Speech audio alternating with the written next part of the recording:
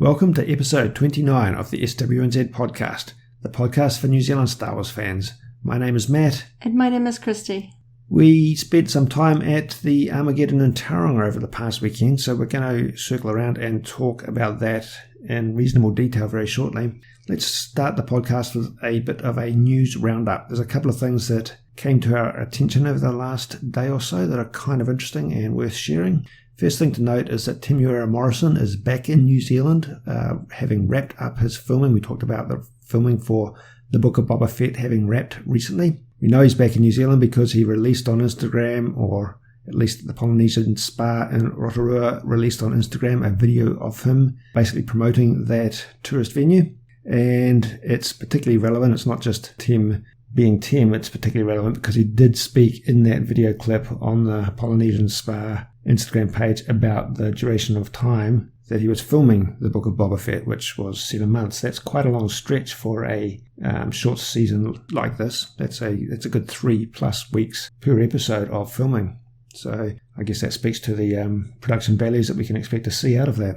The other main thing that is a little bit more international in nature, but is going to be available to us, one form or another with a bit of luck, is that the Star Wars Visions series that's coming to Disney Plus this year, we don't have a date for it yet, but we have just learned that there's going to be a sneak preview shown at a virtual event coming up in July, the Anime Expo Light event, which takes place July the 3rd to the 4th. And there's going to be a 30-minute preview of this series shown at a point in time that corresponds to 10 a.m. on Sunday, July the 4th, New Zealand time. Star Wars Visions will be screening on Disney Plus, as I said. It's described as being 10 fantastic visions from several of the leading Japanese anime studios, offering a fresh and diverse cultural perspective to Star Wars. So this will be one of the next new sources of materials, one of the new series coming to Disney Plus, and we don't know a lot about it, but I'm kind of interested about it on that basis. Yes, I like seeing the different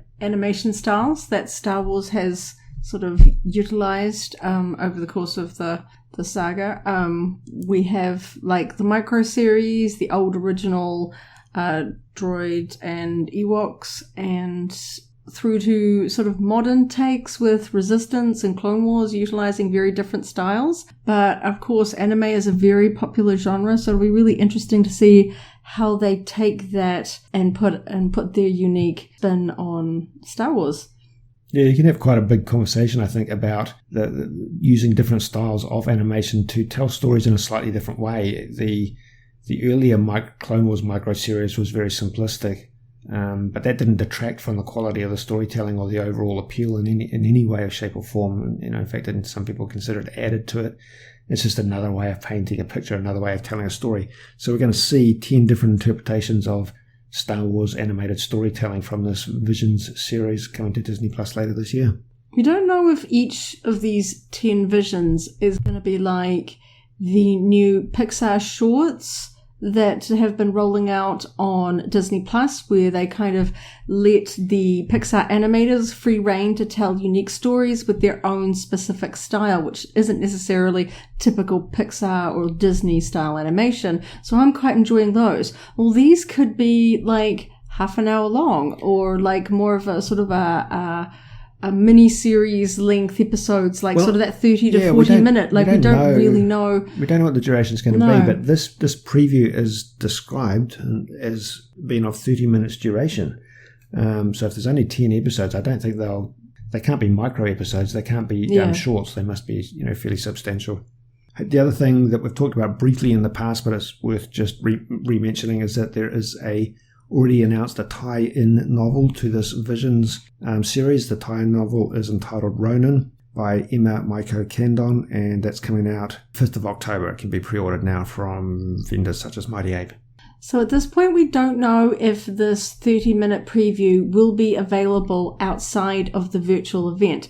The virtual event is purely online, much like the DC Fandom, except for this, there is a US $5 sort of online fee, which will be completely donated to charity. So if you are super, super eager to watch this, as soon as it's available, as soon as it's available, and you want to make sure that you can see it, it's only US $5. They say on the website that while it's based in the US, they do accept international forms of payment so that anybody around the world can attend the virtual event. But I'm hoping that this won't be a convention sort of exclusive. Like sometimes when they'll just premiere it, but it'll hopefully be available. But then by it other screens channels. other places. We know that sometimes some of the stuff that tends to be very exclusive tends to be contained within the Disney shareholder meetings. We do tend to see we hear just written descriptions. Black out the live stream. Yeah. And we hear maybe a little bit of sneak peek written descriptions of what was in the footage by somebody that happens to be a shareholder, and they kind of, they don't want to break any rules and show the footage, but they'll give you some vague descriptions about it and things like that. So I'm really hoping that this is just a first look preview, and then it will be online, maybe even on Disney Plus, in some form maybe, or like a long form trailer somewhere online afterwards, because I'm really intrigued. It's going to give us a lot of information, because at this point we know very little. So by the time we see this preview, and we'll talk about it closer to the time and after the fact, we'll have a pretty solid understanding of what to expect from Star Wars Visions on Disney Plus. So Tauranga Armageddon took place over the past weekend, the 12th to the 13th of June at the Bay Park venue just out of Tauranga. And this was actually the first time we've been down to the Tauranga event, to be honest. Things just haven't quite fallen in place for us to be able to get down in the past, but we thoroughly enjoyed it. It's a much smaller venue, as you can imagine, but that has its positives, as well as the obvious negatives of scale. The positives being just, the crowds and the ability to move around. In many ways, it makes it quite costume friendly. It's a good venue and a good event to wear costumes at. And it is actually a very nice venue. There's nice spaces. You have no trouble finding space to take a break, to sit down. There's easy access, great car parking. But the main thing we want to talk about today, beyond that sort of brief overview, are the Star Wars guests that we went out of our way to catch the virtual panels of. Starting off with Kerry Waldron, who we talked about last week as having an extensive filmography and gameography within the Star Wars universe. We initially understood that she was going to be doing a virtual panel signing only, but in fact she did do a virtual autograph signing only, but in fact she did do a full virtual panel in conjunction with another voice actor, but there was a good opportunity to hear her stories and see her speak live. Yeah, as we've mentioned before, she has a sort of a leading role character in Star Wars The Old Republic, voicing the female Jedi Knight playable character, as well as many other Star Wars video games, and even a character or two in some of the animated series like the Clone Wars. So her panel was more generically on her experience as a voice actor. Obviously, things have changed with the pandemic, so they touched on recording at home and doing things like that.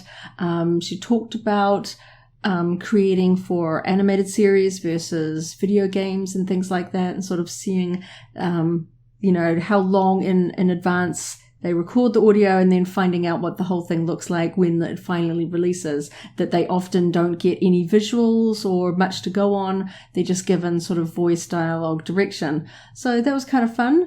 I always enjoy hearing from the voice actors, especially if they have had roles in Star Wars content. Yeah, so we're familiar with her because of her Star Wars work. She didn't talk, or people didn't ask questions specifically pertaining to Star Wars. But that's fine. I find sometimes just establishing that connection of sorts with whose work you're familiar with is just a fun connection to make, and something you definitely remember moving forwards. The other two main guests are both from The Mandalorian, and we were super keen in advance to see both of these guests appear virtually, and we were not disappointed. Emily Swallow was billed both for her role in Supernatural and also The Mandalorian, of course. She plays the armorer. But the topic of The Mandalorian dominated her panel quite strongly, I think. And the things that really struck me that I found particularly interesting about her presentation and her conversations was that she actually seemed quite engaged with the lore. She had quite an understanding of what it meant to be the armorer at this point, now that she's worked in the role, she didn't have a lot of familiarity with, the concepts and the notions prior, but she really seems to have embraced it at this point. So it was interesting to hear her talk about she'd been gifted a Mandalorian helmet that she has in her collection. She enjoyed talking about that. I think she said she had her dog. She's got a Mandalorian costume for her dog. Yes, that was a fan helmet that she was gifted. I understand, yeah. Somebody asked her whether she was allowed to keep anything from the set, and she said no, that sadly she wasn't, but that she does have a helmet of the Armourer that a fan made and gifted to her at a convention. So she thought that was quite cool to sort of have that. So she's clearly a person that embraces the role she plays to that extent. And one thing, there was a family of younger Star Wars costumers who are clearly very keen Mandalorian fans. One of the questions that the younger kids put to her was about fan theories about who is the Armourer and so forth. There's this fan theory going out there that the Mandalorian is actually Rook Cast from the previous Clone Wars episodes. Rook Cast was a female Mandalorian warrior who led the Shadow Collective, that's Maul's criminal organisation. And I don't want to dwell on the fan theory per se, but when the question was presented to her, I think her response was something along the lines of, could be, or that would be interesting, or so forth. She had a bit of a familiarity with what that meant, and that just really struck me as interesting. Yeah. I also enjoyed her stories about the actual physicality of performing as the Armourer. She spoke about how she moves very slowly and with sort of purpose, and that was part for the character, that she felt like, she's sort of like a leader. She's very thoughtful and considered in this kind of quiet movements. But she also spoke about how the fact that the armor was just clunky to move around in, and that some of the other Mandalorians would knock into each other or fall over if they weren't careful because of their restrictive movement and restrictive vision, because it was quite a dark set as well, as the fact that everyone was wearing helmets in those scenes because they can't take their helmets off. Talk about having to move to your cue, based on faith, just knowing that where it was, but vaguely in terms of space, and hoping that the people who weren't supposed to be in front of you wouldn't be in front of you. Yeah. And someone also asked her the question about whether, how sort of fun it was that she's the one that basically spawns the "this is the way" quote that's kind of become such a huge sort of part of the merchandising and the kind of the lore about the Mandalorian and things like that. And it's her character that gets to sort of own that phrase. She was that's the now first to utter it in the series, and that did seem to strike her as being quite significant. That came from one of her very early lines. And of course, she didn't give us any clues about whether we will see her in season 3, but she said, that would be fun. And of course, the fans would love to see her, but obviously she's being a very good employee and not giving away any hints. No clues. She wasn't sly about it. She was just like, I think she might have said something along the lines of she'd like to believe the Armourer's out there. And somebody made a comment about, a bunch of stormtroopers that wouldn't be able to stand up to her and so forth. So, so whether or not that implies she knows something, or just hopes something, or wishes something, or has her own fan theory, for want of a better phrase, that the Armourer is still out there. But because that would be just as an aside, I do like diving into those sort of theories, because obviously the clan that keeps the helmet on has been predominantly wiped out, and of course Din Djarin is now discovering lots of other Mandalorian clans that don't subscribe to the same sort of beliefs.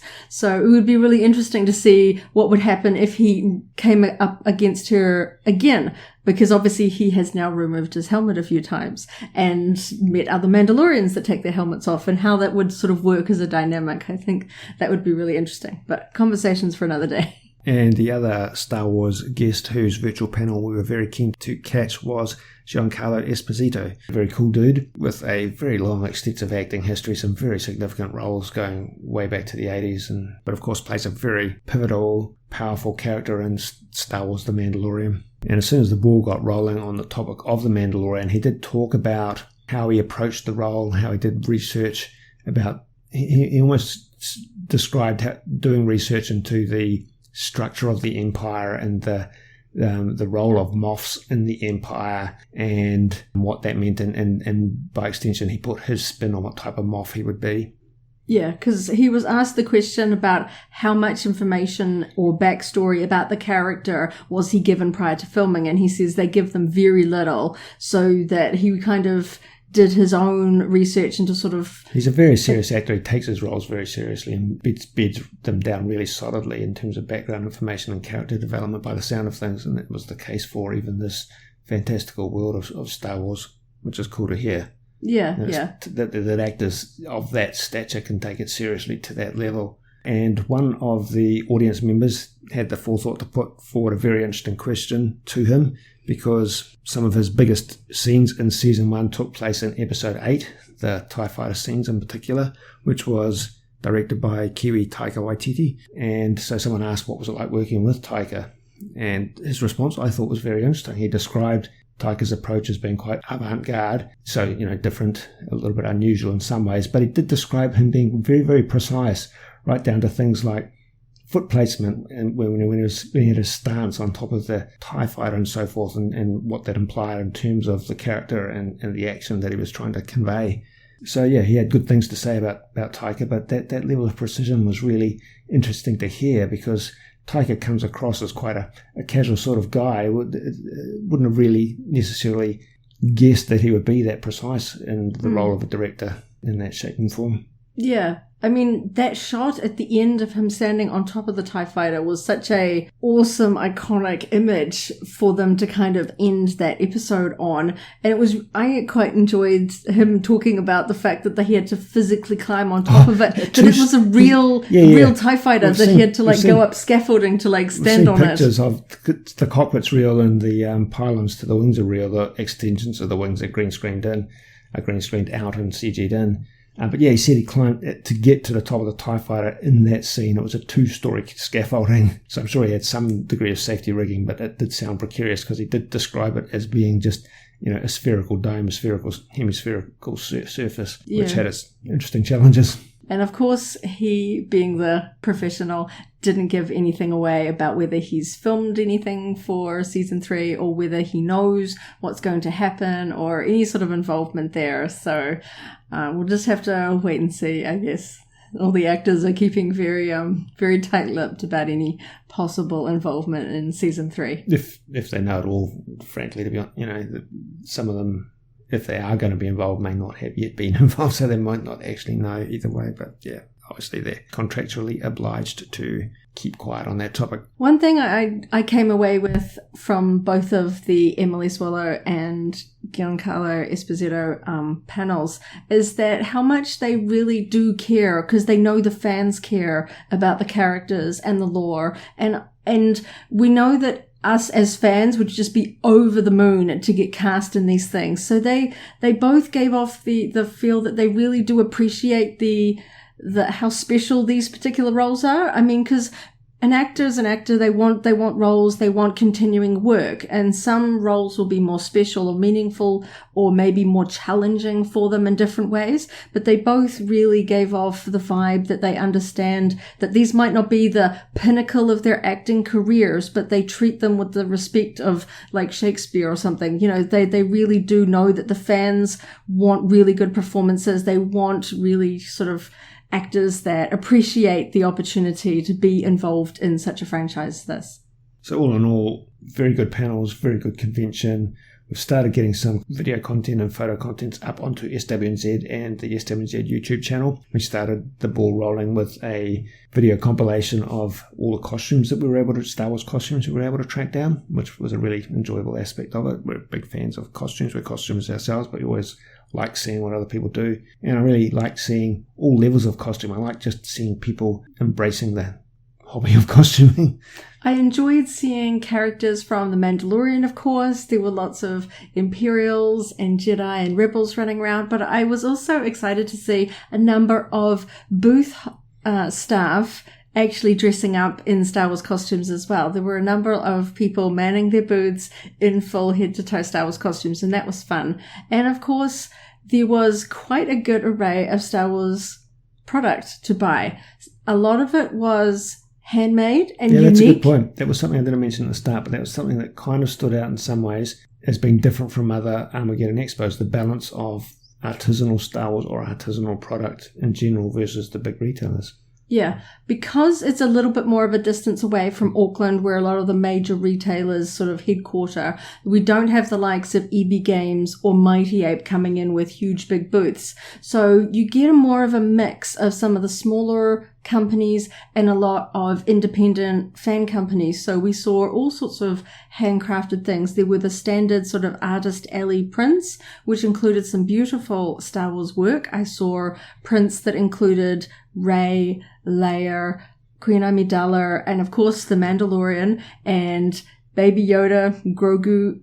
There was a lot of prints, crocheted things, and cute was kind of a theme. We had some very cool sort of teddy bear Ewoks and little Wookiees and things like that, badges and tote bags, and through to just a few sort of other plushies and lightsabers. And I was just impressed with the variety that was available there. Yeah, it felt a little bit different from what we've seen in the past. It was a good thing. And even Star Wars inspired candles. I thought that was really fun. One's inspired by Hera, Kanan, and Carbonite. And lollipops. There is a company there that had Star Wars shaped lollipops, Mandalorian and Baby Yoda, and those ones sold pretty well. They were gone by the end of the convention. And I saw some people carting around with huge Baby Yoda lollipops about the size of your head that looked like they'd be pretty tasty and would last you a pretty long while. So it was fun. It was like product I didn't anticipate seeing. I like being surprised and sort of finding items that you won't necessarily find online or in a mall or something like that. So I really enjoyed it.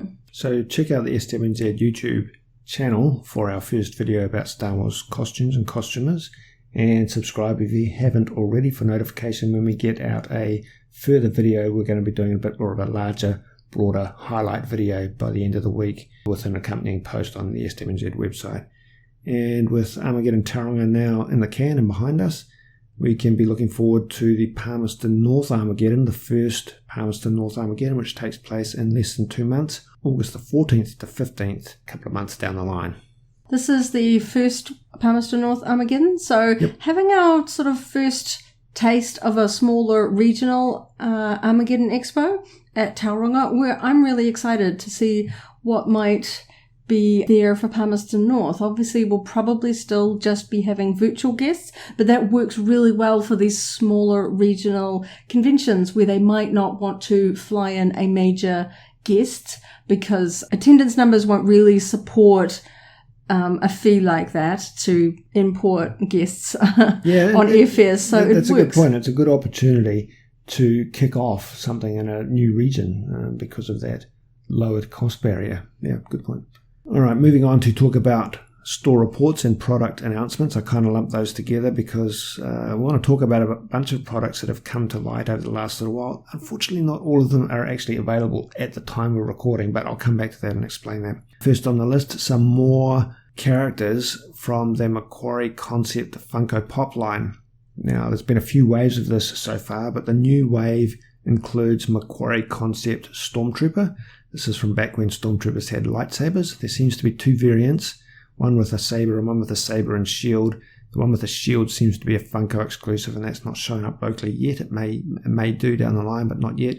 A Macquarie Concept Snowtrooper, and the Macquarie Concept version of Han Solo, which is a very early iteration of the character, who actually also has a lightsaber and a cape and a few other oddities that we don't see in the more developed version of the character. These are available for pre-orders from local Funko retailers, including Mighty Ape right now. Gone in the blink of an eye earlier today, unfortunately, but with a bit of luck they may show up again later, was a interesting 4-pack from Amazon, an Amazon exclusive. So not a local retailer, but Amazon exclusives don't always make it outside of the Amazon store to other sources. But what we saw there was a vintage collection Bad Batch 4-pack. This is the first time we've seen, from memory, vintage collection figures with the Bad Batch logo. So 3.75 inch figures with the Bad Batch logo. This 4-pack included Clone Captain Rex, the Braca version, so the version from the most recent episode where he visits the planet Braca, an action figure that has actually new details and new components, so not just a repack of older Rex. And a few other characters, Clone Captain Ballast, who I don't think we've been introduced to yet in the Bad Batch, Clone Captain Grey, and an Elite Squad Trooper. The Elite Squad Trooper seems to be one of the troopers that's working with Crosshair back in the sort of Imperial zone of storytelling that we haven't really revisited, but should be coming back into the cycle on the Bad Batch shortly. So yeah, those popped up on Amazon earlier today. They sold out. Currently the website is saying temporarily sold out. So we'll put a link below anyway, just so that you can keep an eye on that and refresh that and see if that product availability changes. International exclusives like this can be sort of like hit and miss. Like I know Hasbro does a lot of exclusives with things like Walmart and Target, which obviously don't ship to New Zealand. So we often get them through other channels in New Zealand.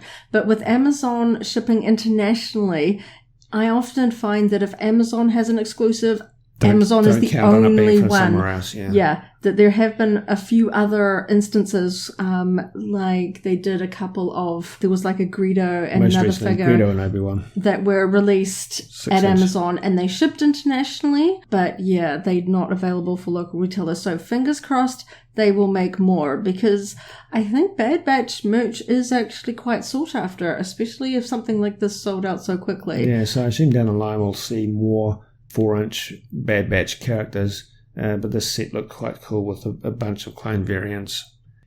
In the 6-inch line, we talked about Gaming Greats figures a little bit, I think last podcast, certainly one of the most recent podcasts, and we talked about some figures we might like to see, so this one is going to please you.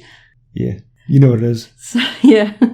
In a previous podcast, I talked about how we have seen KOTOR, Knights of the Old Republic characters showing up in the Gaming Greats line, like Darth Revan and Bastila and some of the other characters from KOTOR in the Funko line. And I was hoping to see just more characters and more merchandise in general from some of the other characters from Knights of the Old Republic. And I threw into the mix that it would be fun to see some of the sort of the companion characters that you have in the game, including Mission Veo and her Wookiee friend Zolbar. And lo and behold, without any warning, just popped up today, Zolbar the Wookiee has joined the Gaming Greats 6-inch Black Series line. So these are exclusive to GameStop in the US. EB Games locally in New Zealand is going to carry them. This, I think, is the second Gaming Great character to bear the Knights of the Old Republic logo, following on from Darth Nihilus. Now we know Revan has a role in the Knights of the Old Republic, but the first version of Darth Revan in the 6-inch line came out before the Gaming Greats line, so there isn't a Knights of the Old Republic logo on it, and the Jedi version of Revan has a Galaxy of Heroes logo on it. So it's interesting. I think we're stuck at currently only 2 Knights of the Old Republic Gaming Greats action figures. So yeah, keep your fingers crossed for more of those Knights of the Old Republic. Hey, but so Zolbar, you say, is a companion to the playable characters. Yes. It's a companion, yeah. If you're not familiar with the game, you play as a customized character, male or female, and throughout the course of the story, you meet several other characters along the way that join you. And throughout the game, you can have sort of 2 or 3, depending on the storyline, companions with you. So you can pick and choose from your sort of collection of characters the ones that you want to take with you to do certain storyline. And Mission Veo is a blue Twi'lek that you meet in sort of the underground of Taris, and Zolbar is her Wookiee companion. So the two have kind of teamed up in the underground and they join you. So you can play with them and you can sort of control their fighting actions in the course of the game because it's sort of turn-based. So you can control the way that they fight beside you. So in terms of an action figure, it's a very cool sculpt, very finely detailed Wookiee fur. The character wears a bit of a harness, I guess akin to Chewbacca's bandolier, and his weapon is a sword. Yes, this makes him quite unique and different to other Wookiee figures that we may have seen. Most of the Episode 3 Wookiees tend to carry sort of a bowcaster of some sort or big wooden shields. We don't really see them carry sort of bladed weapons like this. And he is kind of unique in amongst your characters, and the fact that you do actually go to Kashyyyk and have quite a significant part of the storyline with Zalbar, and the other Wookiees on the planet. So you sort of get like a good sort of in-depth bit in their culture and the way that they sort of interact with each other, and things with like Wookiees being used as slaves and things like that. So he feels a little bit more significant than some of the other characters. To the story, yeah. Yes. That's a good way of putting it, yeah. So I'm quite excited, but he is quite a pair with Mission Veo, so I'm really crossing my fingers that she isn't too far off in the line. Yeah, well, Twi'leks are popular characters, and I'm sure Hasbro knows that that's, a good potential seller. If they've gone with the Wookiee first, there's a good chance they'll go with the Twi'leks second. And the last thing I want to mention in today's store reports is another one that's in some ways a sold-out listing, but still want to discuss it. The latest silver coin from the New Zealand Mint is a Ben Kenobi Chibi silver coin. And this is interesting because it came in 2 packaging variants. For some reason, halfway through the run, they've decided to introduce a second type of packaging. Almost a little bit of a shame for those of you who bought earlier versions of the Chibi coins. So what we're talking about here is the standard boxed version of the coin, and then a second slightly more expensive version where the box is encased in an additional Perspex acrylic case with a little bit of a stand where the number can be visible from the outside, so a bit of a premium display case. They're sold out. Both are sold out locally, but as we've mentioned in the past when we were talking about New Zealand Mint, if you're really after these because there's a gap in your set or it's a character you're after, go to Sideshow Collectibles, and they often have these in stock for quite a bit longer. And in fact, this Ben Kenobi, Obi-Wan Kenobi silver chibi coin is available at the time of recording from Sideshow Collectibles, but only the standard version of the box, not this new premium version of the box. While buying directly from NZ Mint, you won't pay additional tax or shipping. Purchasing from Sideshow Collectibles means that the item ships from the US. You will be charged additional sort of international tax because Sideshow collects that for orders shipped to New Zealand, and you will pay international postage. But like you say, it's a good emergency backup if you missed the very quick release from the super popular chibi line. Yeah, so Ben Kenobi didn't sell out blisteringly fast, but it certainly was fast enough for a lot of people to miss out if you weren't completely on the ball. They are hard to get. You need to chase them actively, and those of you who collect any of the New Zealand Mint coins will already know that. Okay, moving on to talk about last week's episode of The Bad Batch, episode 7, entitled Battle Scars. A good episode in terms of tying up loose ends, things that were talked about in previous podcasts as being a bit mysterious, but I think a number of loose ends were tied up. So what we see in this episode, Sid tells the Bad Batch that they need to do a big job because they are owing quite a bit of debt to her for a number of different reasons, including overspending on junk food, but that's another story. But during that conversation, there's a bit of a kerfuffle of sorts in the cantina, and it turns out that Captain Rex has shown up, had a bit of an encounter with some locals, but reveals himself. So it was in fact Captain Rex that Trace and Rafa communicated with in the previous episode. And they got in touch with him because he is looking for further clones to join the rebellion, basically. But what transpires from that point is that he voices his concerns when he learns that they still have, the Bad Batch still have their inhibitor chips in place, and comes up with a plan to help them surgically remove those inhibitor chips.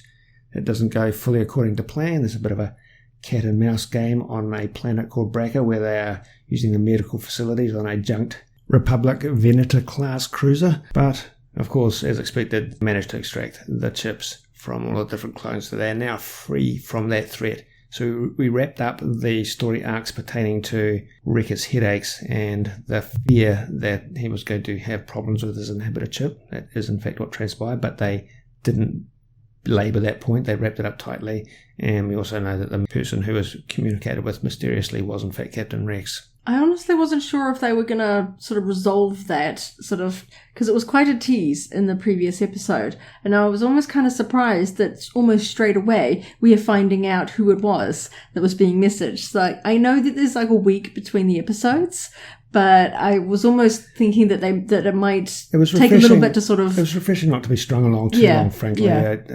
No, I agree. Episodes and story arcs that play the game of stringing you along can become a little bit tedious. Sure, we like a little bit of mystery, but it was nice to wrap up some loose ends. Yeah, and it was really fun to see Rex again and seeing a very popular and central clone character from the Clone Wars sort of connecting with the Bad Batch. It sort of really sort of brought in that history. And honestly, it makes me want to go back and watch more of the Clone Wars just to kind of get more of the Rex character. Obviously, he is so central. Yeah, well, as a start, I absolutely want to go back and rewatch season 7 of the Clone Wars. Now that we watched it when it, a little while back prior to the Bad Batch's release, but now that we've got this real connection with the Bad Batch characters, I want to go back and revisit their early episodes, frankly.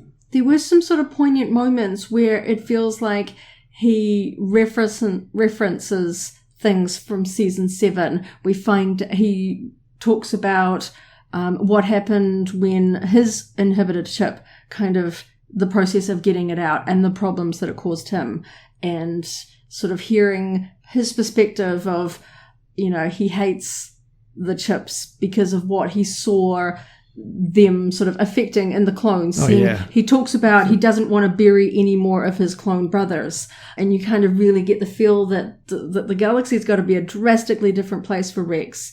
And there are some moments where he just kind of poignantly is holding his helmet, just kind of looking at it. No sort of dialogue. It's just sort of that sort of really sort of reflection. And I quite like those sort of little quiet moments. They're quite artistic, and they instantly make you think back to all the stories and all the moments that we have seen in the Clone Wars and that the clone troopers go through. And obviously we know where Rex ends up, more towards because he appears in Rebels.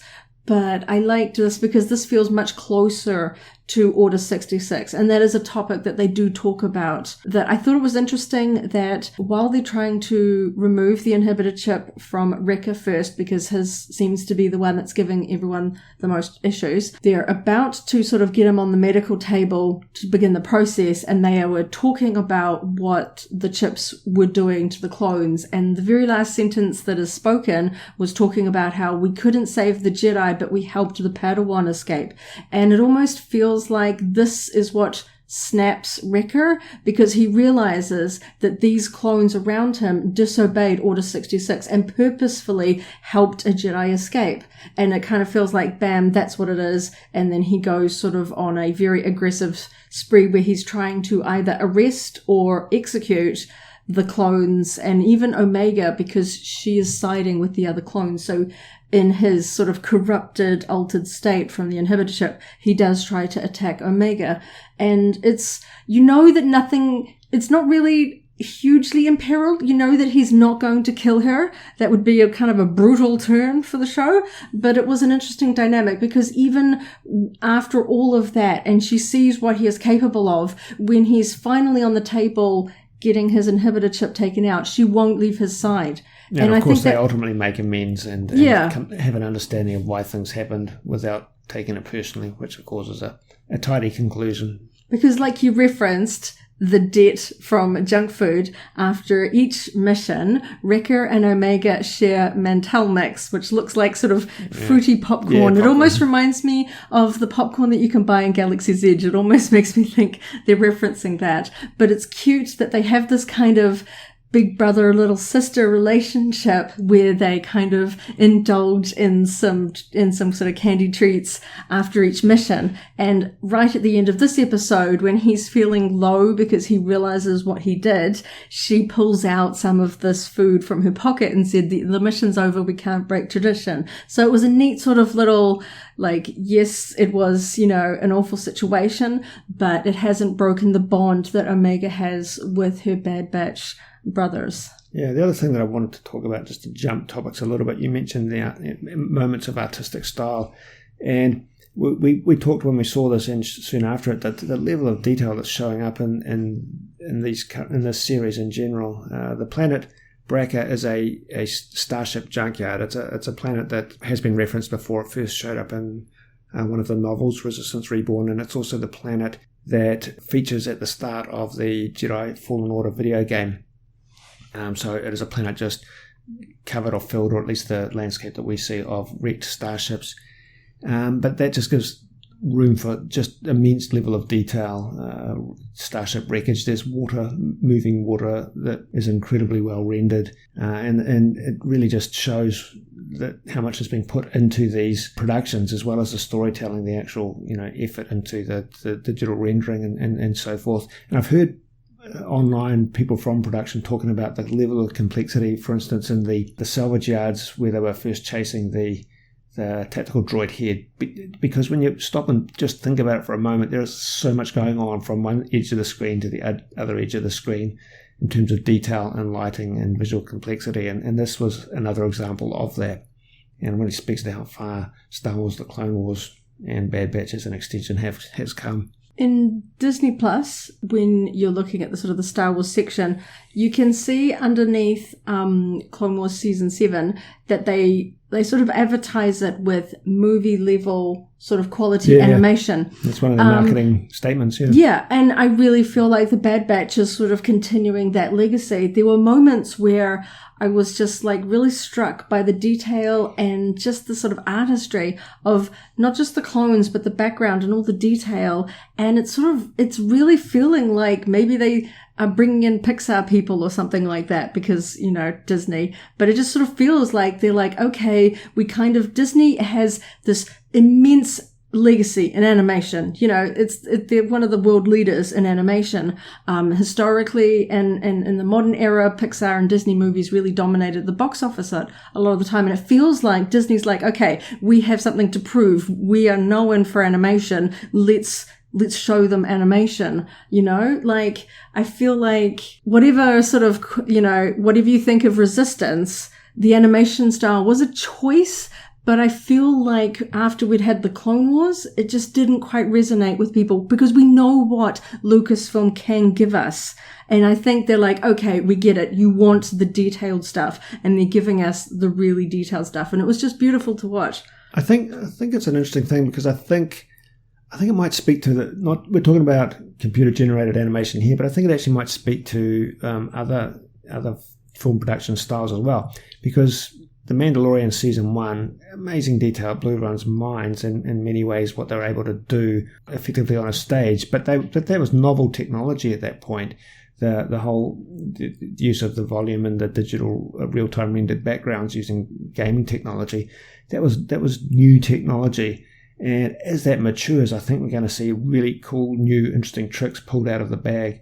So obviously the computer animated, it's the CG animated series are evolving and maturing. But I think just the technology because they're making stuff continuously, Star Wars material continuously, I think we're going to see this maturation of production values across the board. Yeah, like it just sort of spoke to me that this isn't just like a little let's slap something on the back end of the Clone Wars because that was popular and let's give the fans a little bit more and eke this out. It really does feel like a really thoughtful, considered show in both the writing and the animation. Yeah. And I'm really enjoying the voice work.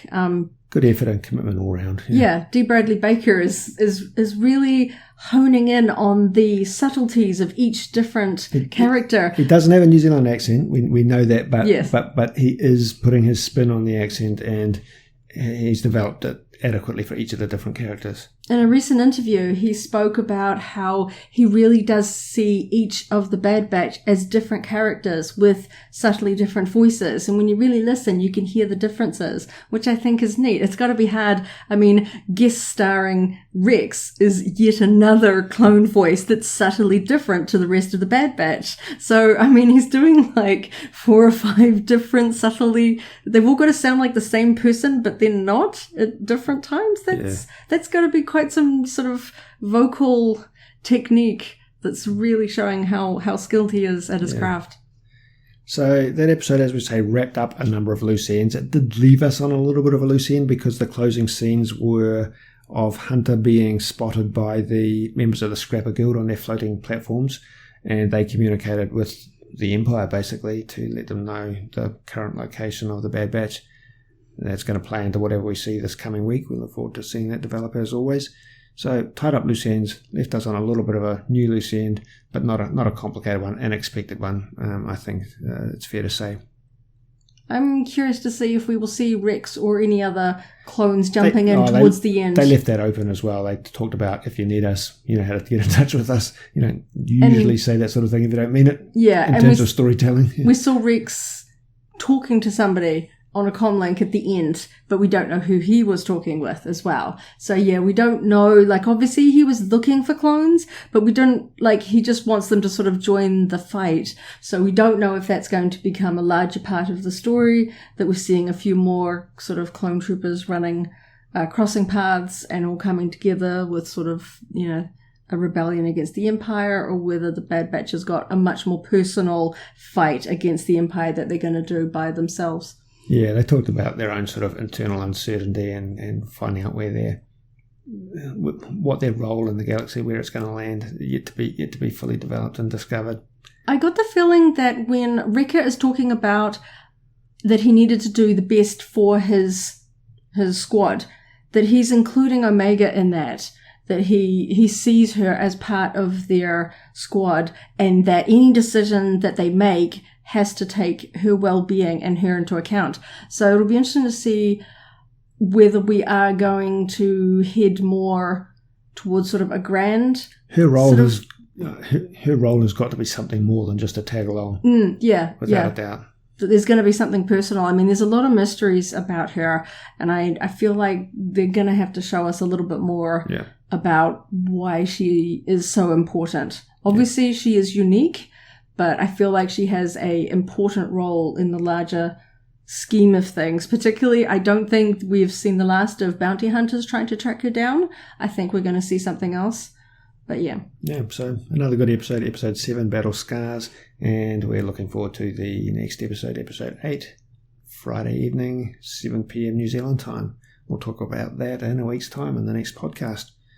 But on that note, that's about it for this installment. I guess we are done doing talking.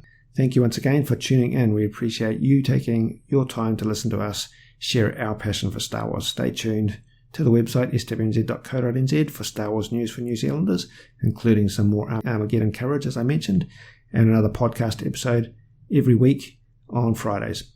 You can catch our podcast wherever you subscribe to your favourite casts. Don't forget, you can also jump on over to either our Facebook group or the SWNZ message boards to discuss all the latest Star Wars news with other Kiwi fans. Thank you for listening. And may the Force be with you. If you enjoyed today's podcast, go ahead and like the video, check out the SWNZ Podcast playlist for our other episodes, and subscribe for alerts about new episodes. See you next time.